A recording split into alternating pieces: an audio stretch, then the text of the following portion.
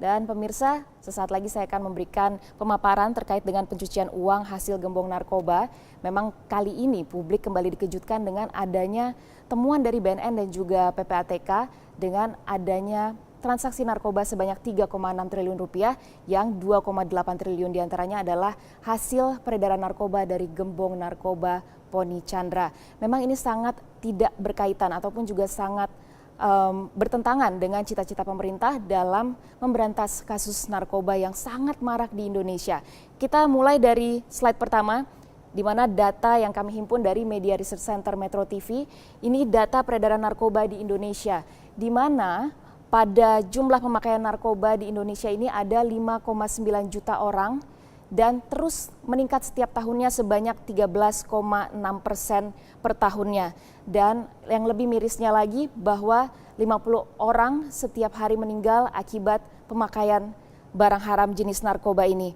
Dan yang paling baru saja ditemukan oleh BNN dan juga PPATK bahwa ada transaksi yang sangat bombastis, yang sangat fantastis, di mana dari data yang kami himpun juga transaksi narkoba 66,3 triliun per tahunnya. Itu sangat angka yang luar biasa. Ini juga terkait dengan adanya upaya pencucian uang. Nah, terkait dengan pencucian uang tentunya banyak sekali modus yang dilakukan pelaku gembong narkoba. Kita ke slide selanjutnya. Bahwa ada beberapa modus pencucian uang yang sering kali dipakai oleh pengedar narkoba. Di antaranya adalah loan back, yaitu peminjaman ke perusahaan fiktif.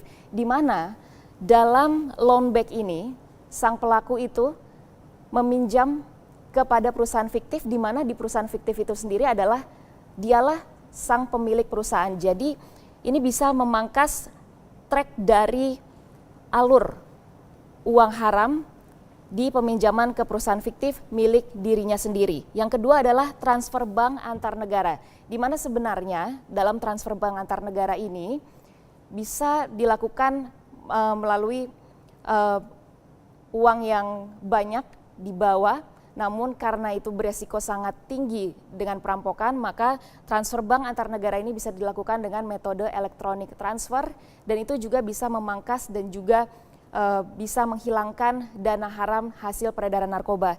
Yang ketiga adalah memiliki bidang investasi lain. Hal ini saya akan memberikan contoh apabila sang pengedar narkoba memiliki sejumlah investasi lain terkait dengan adanya usaha properti ataupun juga usaha barang antik.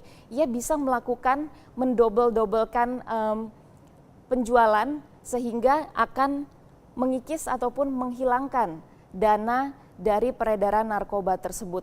Tentunya dari modus pencucian uang yang sudah dilakukan oleh beberapa gembong narkoba ini, itu sangat licin sampai kita lihat di slide-slide sebelumnya tadi bahwa ada 66,3 triliun transaksi peredaran narkoba per tahunnya. Itu merupakan angka yang sangat bombastis dan juga itu dirasa tidak mungkin bisa selicin itu apabila tidak ada oknum-oknum yang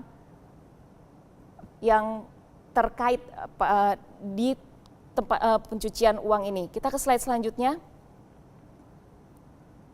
Bahwa kasus narkoba yang melibatkan aparat penegakan hukum ini kita tidak menutup mata, seringkali terjadi. Misalnya di tahun 2014 ada 30 anggota Polres Jakarta Barat melalui tes urin dan terbukti positif menggunakan narkoba. Dan di tahun 2016 ini ada Kasat Narkoba AKP Ikhwan Lubis yang jelas-jelas terbukti menerima aliran dana sebesar 2,3 miliar rupiah dari bandar narkoba. Dan yang terakhir adalah kasus nyanyian dari Freddy Budiman yang dilontarkan oleh Ketua Kontras Haris Azhar, di mana Freddy Budiman menceritakan adanya bantuan dari oknum TNI, Polri dan juga BNN untuk memuluskan peredaran narkoba. Tentunya ini sekali lagi pemirsa sangat melicinkan proses pengedaran narkoba dan sangat bertentangan dari cita-cita pemerintah khususnya Presiden Joko Widodo bahwa seluruh elemen masyarakat harus memberantas narkoba dimulai dari diri sendiri.